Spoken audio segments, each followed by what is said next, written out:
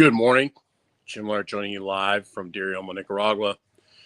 I hope you can hear me okay. This is the first time since I moved here in May that the internet has actually gone out.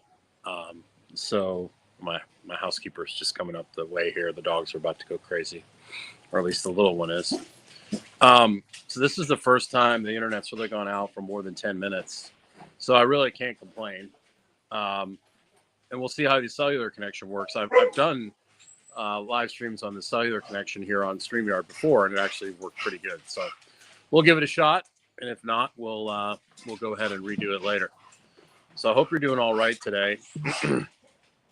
This is the second part of my series of what I've learned in 30 years of coaching people, because there's just so many different facets and avenues of the different types of people and athletes and situations. I've worked in high school, I've worked in college, I've worked with professional athletes. I've been an independent contractor. I've owned my own gym. So there's so many different angles that I could take with this. Now, the one I want to talk about today is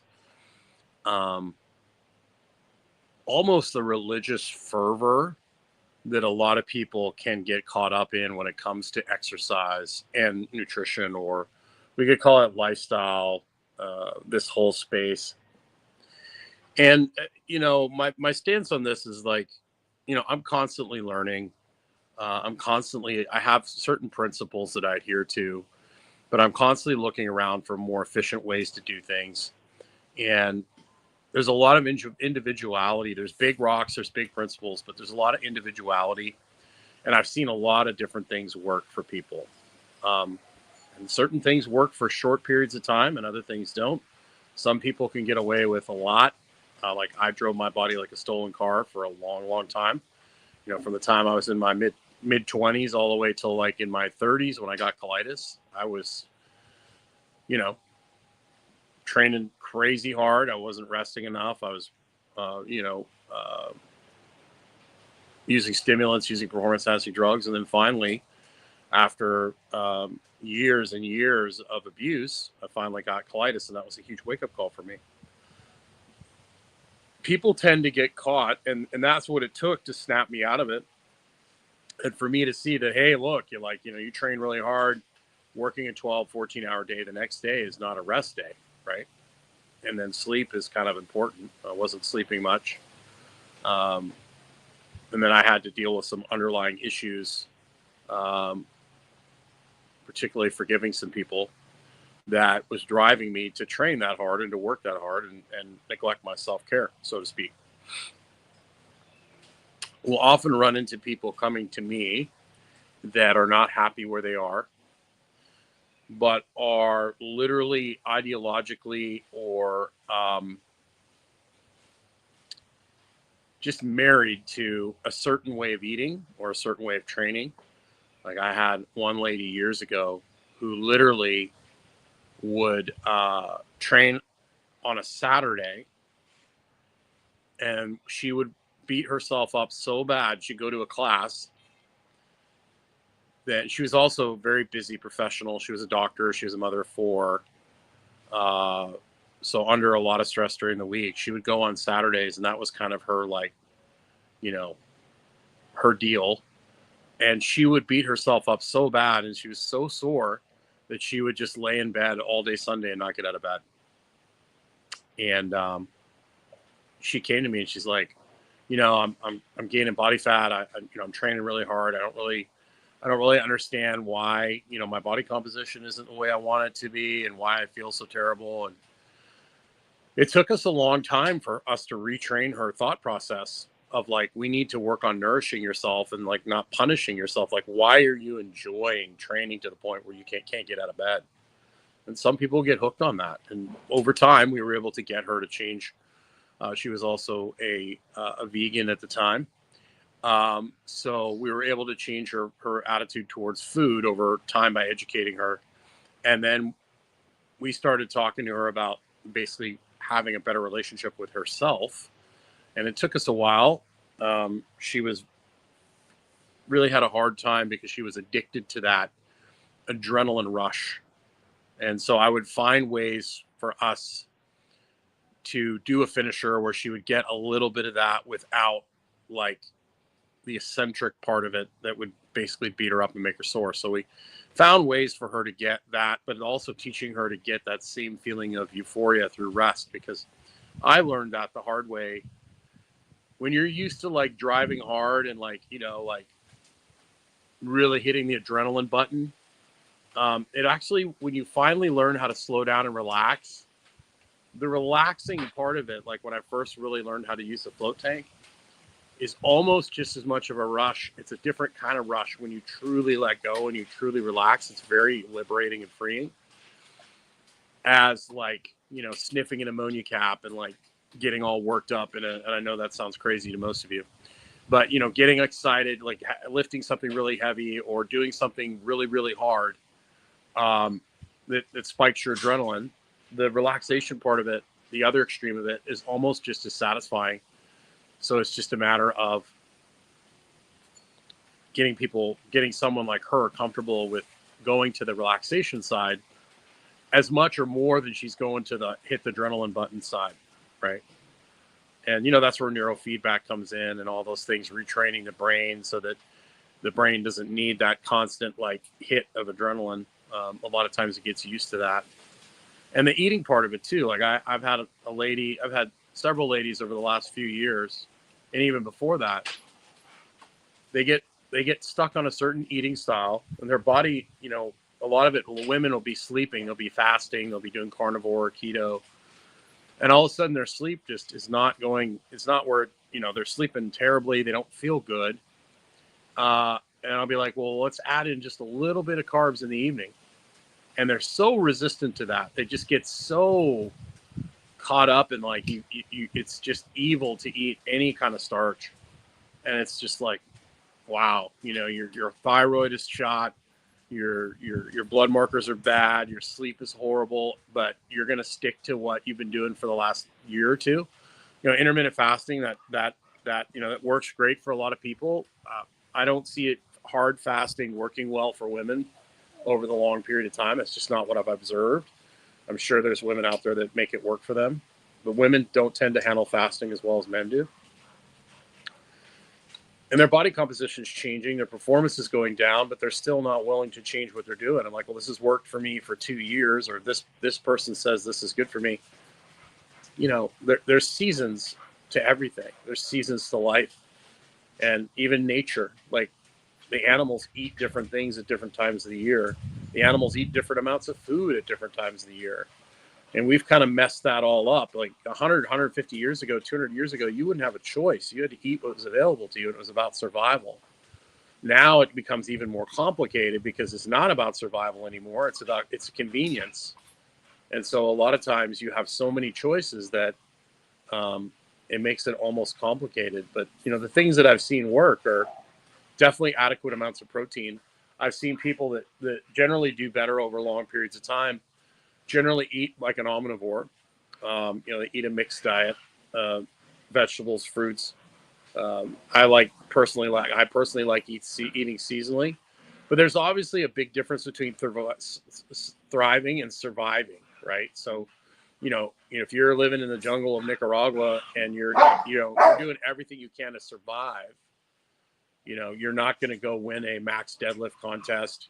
You're not gonna, you know, go and be a maximum performer in some sort of athletic event. But you're going to be able to get the days and the tasks done that you need to do to survive, you would hope, if you have the skill set. So the standard of,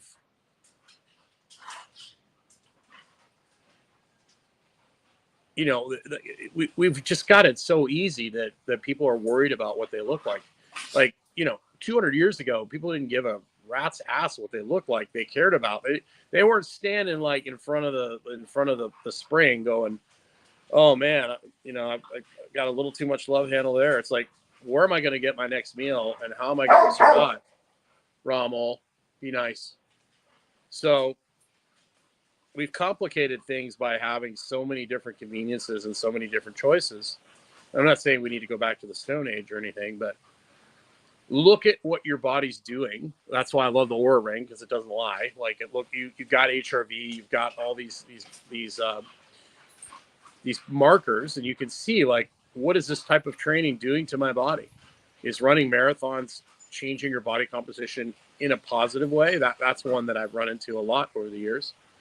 Is you know, women doing marathons and things like that, and they're like, I don't understand it. Like, why am I gaining fat? Why is my body composition changing? And you try to explain to them, like, look, like, you're becoming more efficient. The more you run, the less calories you burn over time. You're not eating enough protein. Most of your diet is because you're running so much, you're hungry, ravenously hungry. You're eating a massive amount of carbohydrates to fuel yourself, and that's going to make your appetite increase even more. So it's like, you might want to strength train, you might want to cut back on your running, and you'll see that your body composition is going to do much better. And a lot of people are very resistant to that. So and a lot of it comes down to education, and it's almost like de-brainwashing people. So that's a lot of what I've had to do in my career, is basically providing support for people. They're frustrated. They come to you because they want help, and then the solution that you offer, they're just like, well, I really can't accept that that's the solution. And you almost have to, like, educate them and convince them that, just give it a try. Like, the number of clients that I've worked with that have come to me, and I'm just like, just try it for a month, and finally, or they work out with me for a couple months, 6 months, a year, and they kind of look at the people around them and they see the results they're getting, and then they're like, well, I'm going to give this guy a chance. I'm going to actually follow through with what he's telling me 100%. And then they usually get, much, much better results. So my whole point of this is, like, be very careful with dogma. Be very careful with, you have to do this, you have to do that. Yes, there are certain things that are a given. You need oxygen, you need protein, you need sleep. But there's a lot of nuance in that. And there's a lot of people that are outliers that can survive on all sorts of different stuff, right? Human beings are incredibly resilient and can survive in multiple environments. They can survive on the equator. They can survive in the Arctic. We're highly adaptable. So just be cautious, stick to principles, and be willing to be flexible. Like, I have friends of mine that were bodybuilders for years that just ate massive amounts of protein, that were like, you know what, I think I'm going to do more of a vegetable based diet for like a good two months. I'm still going to take some protein, but I'm drastically going to back things off and give my body a rest, give my system a rest, because you're eating tons of calories for years and years and years, and you're eating massive amounts of protein for years. Most people don't eat enough protein, but when you've been a bodybuilder and then you've been on, performance enhancing drugs, and you're also eating a ton of protein.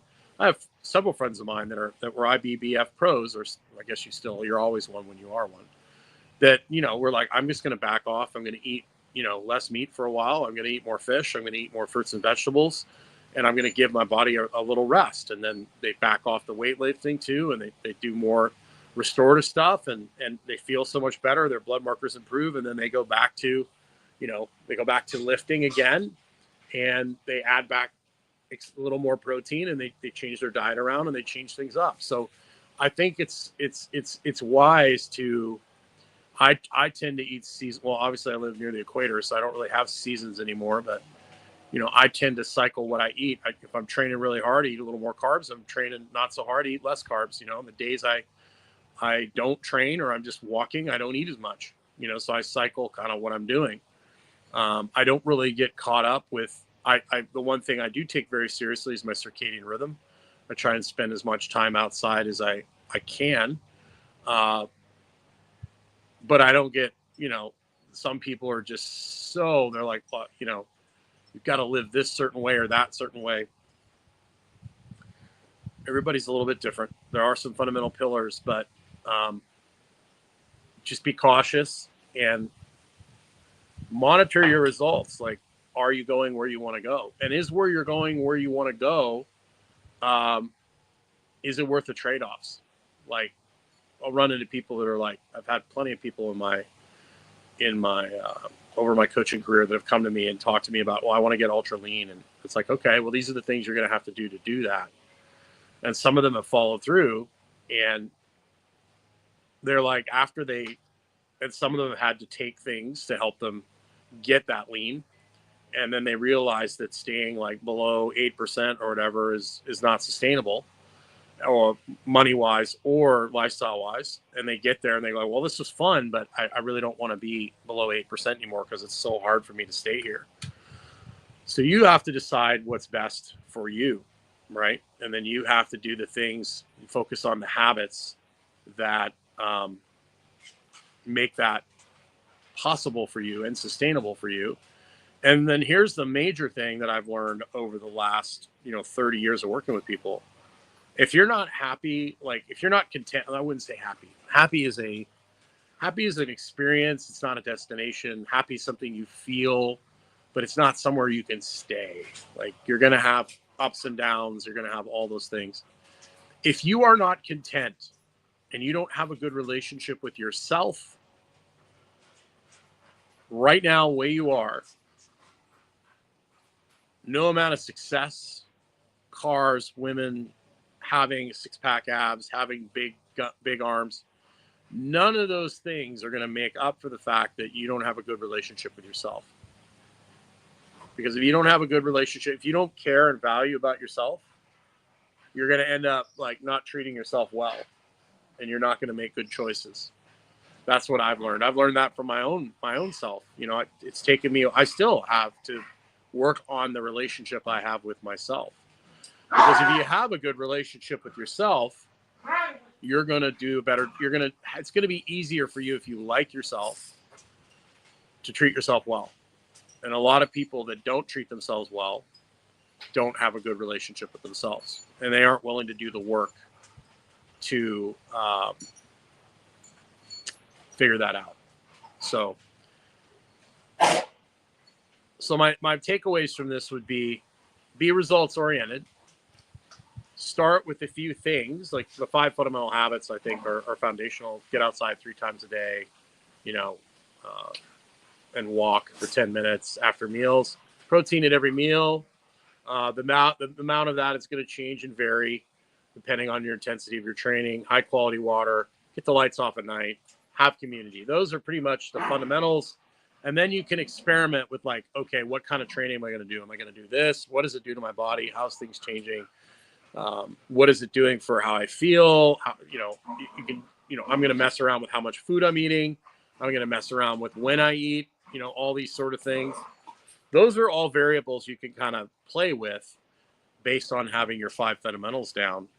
But pay attention, try when you're trying something and all of a sudden it's not working for you over a period of weeks or months. Don't be afraid to pivot slightly. Don't get married to a certain style of eating. And people, it tends to be a carnivore, it tends to be, fasting, it tends to be vegetarianism. These sort of things people get, they're a great tool. Like keto works great to get you going in the right direction. I found that most people do much better when they throw in carbs every 4 or 5 days, after workouts, or, at least once a week, adding some carbs in, especially for women. I find that, carbs post-training works really well. So you can do keto the rest of the time and then throw carbohydrates in after you train or while you're training. That works well. Some people it doesn't. So just be flexible about work on getting your fundamental habits down, and then be flexible about your training. And guess what? The training program that worked for you for the last 10 years might not work for you for the next 10 years. So, for me, I power lifted and lifted really heavy from the time I was 12 years old all the way till a couple years ago. Well, that's not going to work for me anymore. If I continue to lift really, really heavy, I'm going to lose even more the ability to move well, and I'm going to be beat up. So now I'm still lifting. I changed the way I lift. I'm incorporating more things where I shift and move. I'm incorporating things like Tai Chi. I'm incorporating things like breathing drills. I still lift. I still have a lot of muscle, but I can't continue putting a bar on my back and really lifting heavy deadlifts and lifting really heavy things. It needs to be a very small percentage of my training now. For me, more now, it's more about improving cardiovascular fitness. And there's guys, I see guys that are 50, 60, 70 years old, good for them, that are still trying to power lift and stuff like that. Great. I love it. Awesome. But that, I don't want to walk around with elbow wraps and knee sleeves on all the time, Rommel. So you have to decide what works best for you. So come up with a fundamental base. Look at what your results are doing. Make sure what you're doing is sustainable. And then don't be afraid to make changes if you're not going where you want to go. If you've been doing keto for 3 years and then all of a sudden, like, your blood work is horrible and you're not sleeping, it could be you're just not getting enough calories. A lot of people will train really hard and they'll cut their calories back to a point where that's a good sign. Like, if you're not getting enough food or you're not getting enough sun, enough rest, if your sleep goes to hell, that's another thing. People will think they can run like a calorie restriction forever, and your body just down regulates and gears itself down. So, if you say you clean your diet up for and you eat really strict for 12, 14, 16, 18, 3 or 4 months, you're going to want to take a little bit of time to eat a little bit more for a prolonged period of time to allow your body to normalize itself. Because the body's in a constant state of if you really cut your calories back and you lose a whole bunch of weight, your body's going to do everything it can to gain that weight back. Your body's afraid of losing too much weight. It's because it's about survival, right? And so your body's in this constant state of finding its set point and its homeostasis. So I know that's a lot, and I know I kind of went all over the place, but just be open to looking at your data. Are you actually getting better? Are you moving better? Are you getting stronger? Are you sleeping well? If your sleep goes to hell, you might want to adjust you might want to eat a little more carbs. You might want to eat a little more calories.